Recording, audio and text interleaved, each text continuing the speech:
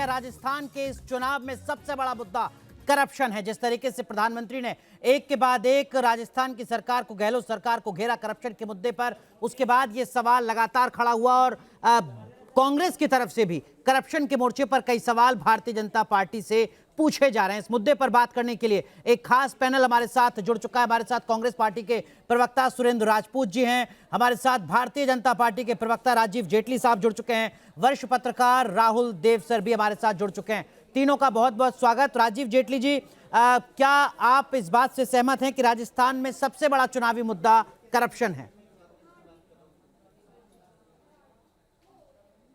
राजस्थान में क्यों, पूरे देश के अंदर क्यों नहीं दीक्षित साहब, आप ये देखिए, चाहे वो नेशनल हेराल्ड की बात हो, चाहे राजस्थान की बात हो, चाहे छत्तीसगढ़ की बात हो, आपने देखा कि उपले गोबर, गाय का गोबर खरीदने में भी 1300 करोड़ रुपए का घोटाला कर डाला।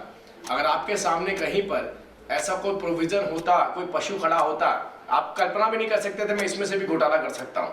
तो ये जहां जहां पर भी कांग्रेस की सरकारें रही हैं, वहां पर घोटाला उनके साथ उनकी छाया के रूप में रहा है जी। तो यहाँ पर अगर हम मुद्दा जब बनाएंगे घोटाले का, तो क्यों नहीं बनाएंगे बताइए? हर जगह पर आप भी देखिए, ईडी ने प्रॉपर्टी अटैच करी है, लगभग सैकड़ों करोड़ रुपए, लगभग 700 करोड़ रुपए की प्रॉपर्टी अटैच की गई है। ये छुपी नहीं है किसी से, ये प्रॉपर्टी अटैच करी है, इसके पीछे के जो वजहें और तथ्य ठीक है, तो कहते हैं। राजीव जी मैं आऊंगा आपके पास, आपके 45 सेकंड खत्म हुए। सुरेंद्र राजपूत जी, प्रधानमंत्री नरेंद्र मोदी ने कहा कि देखिए सबसे ज्यादा पेपर लीक कहीं हो रहे हैं करप्शन के चलते तो राजस्थान में, लॉकर में छापे पड़ रहे हैं और जो संपत्ति निकल कर आ रही है उस पर बड़ा सवाल खड़ा हो रहा है। लाल डायरी अपने आप में एक बड़ा मुद्दा है, जिसमें बेटा खुद कह रहा है कि पापा की सरकार इस बार रिपीट नहीं होगी। सरकारी खजाना खाली कर दिया है गहलोत साहब ने, और अगर हम सत्ता में आए तो फिर किसी को बख्शा नहीं जाएगा। करप्शन एक बड़ा मुद्दा जिस पर कांग्रेस की मुश्किलें राजस्थान में बढ़ेंगी। प्रधानमंत्री जी, अनुराग भाई, हमेशा ही कभी वो कहीं के बेटे हो जाते हैं, कहीं के पुत्र हो जाते हैं, कहीं के नाती हो जाते हैं, और कभी वो चुनाव के समय उन्हें करप्शन याद आता है। चुनाव के समय जहां पे जाते हैं वहीं के क्या नाम उनको याद आ जाता है। उन्हें मध्य प्रदेश में करप्शन नहीं याद आता, उन्हें अपने करप्शन नहीं याद आते हैं कि 20,000 करोड़ अडानी के यहां पर कैसे चले गए।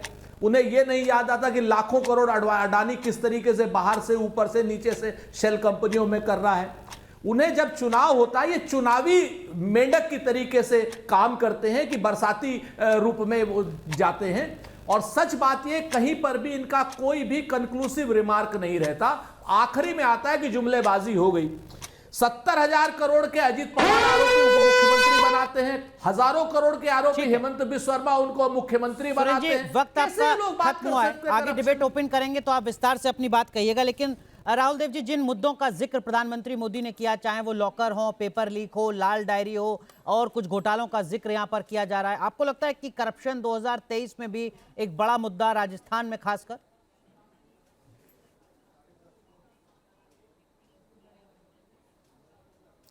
देखिए अनुराग, अब तक इन 5 राज्यों में विधानसभा चुनाव के संदर्भ में जितने सर्वेक्षण हुए हैं, लोगों के विचारों को जानने की कोशिश की गई है, उन सब में ये भी पूछा गया था कि सबसे बड़े मुद्दे कौन से हैं। तो जहाँ तक मुझे याद आता है कि भ्रष्टाचार उनमें दूसरे या तीसरे नंबर पे था, सबसे ऊपर नहीं था जी। ये भी हमें मालूम है कि चुनावों के दौरान भ्रष्टाचार के आरोप लगाना बहुत आसान होता है, हर चुनाव में होता है। हर पार्टी दूसरी अपनी विपक्षी पार्टी पर ये चुनाव आरोप लगाती है, लेकिन इन आरोपों का फैसला अंततः तो अदालत में होता है। लेकिन जब तक कोई फैसला ना हो तब तक किसी पे आरोप लगाकर उस पर एक सवाल खड़े कर देना सबसे आसान काम है राजनीति में। ठीक है राजीव जेटली जी, सबसे आसान काम आप कर रहे हैं क्या? अशोक गहलोत लगातार कह रहे हैं कि अगर बीजेपी के पास ईडी है तो मेरे पास गारंटी है।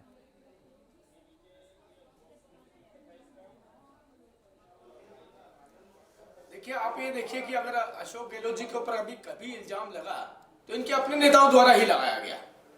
अब मैं ये नहीं बोलना चाहता हूं कि कब लगाया गया, किस वक्त पे लगाया गया।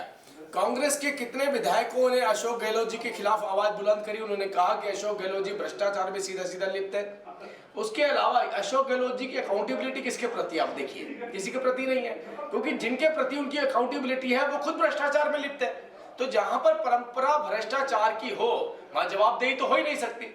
वहां तो कंपटीशन हो सकता है कि किसका भ्रष्टाचार बड़ा और किसका छोटा। और अभी पीछे भी एक चर्चा आई थी, वो चर्चा ये आई थी कि भाई अगर मुख्यमंत्रियों की ड्यूटी कलेक्शन की लगा करके और अपने शीर्ष नेतृत्व तक पहुंचाने की होगी तो फिर भ्रष्टाचार के ऊपर अंकुश कौन लगाएगा? अब देश की एजेंसियां तो इस काम को करेंगी ना। अगर देश की एजेंसियां इस काम को कर रही हैं और सबूत के साथ अगर उनके खिलाफ कार्रवाई कर रही हैं और उसे अगर लोकतंत्र की हत्या का नाम दिया जाता है, तो आप सोचिए कि देश की जनता जिसके गाड़ी कमाई के पैसे को अपने संस्थानों में लगा करके उसके बाद यंग इंडिया बना करके पूरा एसेट अपने नाम ट्रांसफर कर लिया जाए, तो इससे बड़ा भ्रष्टाचार क्या हो सकता है? सुरेंद्र राजपूत जी, नेशनल हेराल्ड का जिक्र यहाँ पर राजीव जेटली लगातार कर रहे हैं और एक मैसेज देने की कोशिश की जा रही है कि देखिए करप्शन का आरोप सिर्फ राजस्थान स्टेट में नहीं है, सेंट्रल के लेवल पर भी कांग्रेस पार्टी की लीडरशिप में करप्शन के आरोप लग रहे हैं। 50 लाख के कर्जे में 2000 करोड़ रुपए के एसेट्स को खरीद लिया गया। कैसे जवाब देंगे सर? ये तो एक नेशनल पिक्चर 2024 से पहले बनाने की कोशिश। अनुराग भाई, ये लोग फिजूल की बातें करते हैं। हमारा ही सिस्टम है, सब कुछ हमारा ही कंपनी है, हमारे ही लोगों का देश में स्वतंत्रता का एक पेपर है, उसको बदनाम करने की नाहक कोशिश कर रहे हैं सिर्फ चुनाव के बीच में। चूंकि हताश हो गए हैं प्रधानमंत्री जी, निराश हो गए, उन्हें पता चल गया कि 5-0 से हार रहे हैं, इसलिए फिर से ये उसी मुद्दे को उठा। जिस जगह से एक चवन्नी की हेरफेरा नहीं हुई है, हेराफेरी नहीं हुई है, उस जगह पे आरोप लगा करके क्या साबित करना चाहते हैं? सिर्फ मुद्दों को भटकाने की।